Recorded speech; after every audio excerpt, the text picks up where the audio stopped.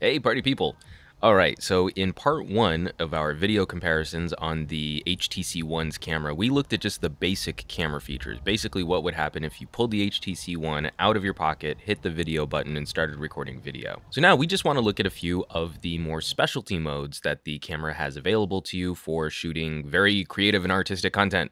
Starting us off, the HTC One now has a slow motion video mode like the Samsung Galaxy Note. Unfortunately, it's not as fully featured as the slow motion video mode on the Note, in that you are not able to pick how slow you want to slow down the video.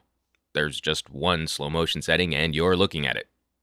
Also, you may notice that this video is not quite as detailed as some of the other videos we've seen from the HTC One, and that's because to attain this kind of video, you have to shoot far more frames per second, and to process that much information, the HTC One, like the Galaxy Note, has to reduce the resolution of the video down to 768 by 432. It is a fun effect to play with, though I don't know how useful it's going to be in the long term. And just as an example, this is what the actual size of the video is compared to 1080p. And next up is a high-speed 60 frames per second video mode, which takes us back up to 720p. Unfortunately, this doesn't showcase very well on YouTube because YouTube doesn't allow for 60 frames per second video. Funnily enough, if you take the 60 frames per second video and slow it down in a piece of editing software, I think you actually end up with a nicer slow motion video than what the camera can export natively. While it might not be as slow, it's at least in a higher resolution.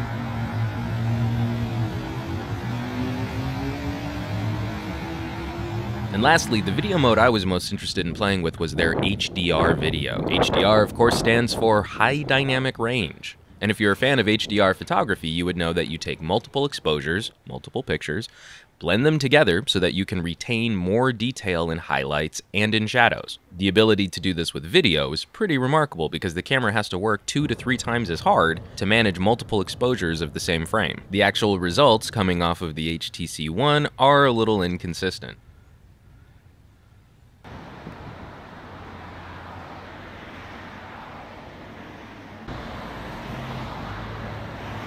Also, in an attempt to better manage the information coming off of the camera sensor, the camera does this kind of obnoxious crop in. All of these comparison videos were shot from the same position.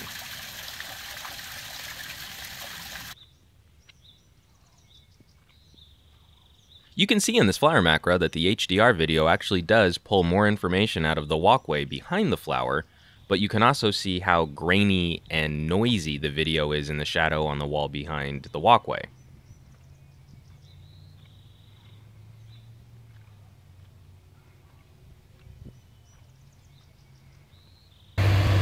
And then it's just no contest when we get into nighttime and low light photography.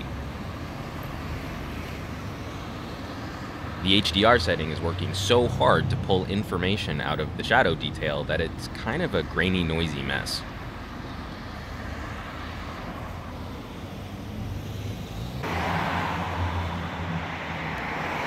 It's difficult to tell in this bookstore, but the HDR mode is actually pulling a little bit more light information out of the bright scenes, in that you can see the individual neon tubes, but the overall look for the video isn't very pleasant.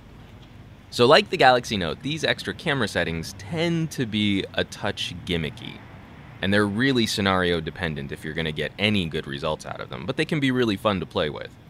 And it just stands to show that HTC is delivering on a fully featured, customizable, tweakable camera app that can go toe-to-toe with the best that the Android market has to offer. Thanks for watching, and I'll catch you all on the next video.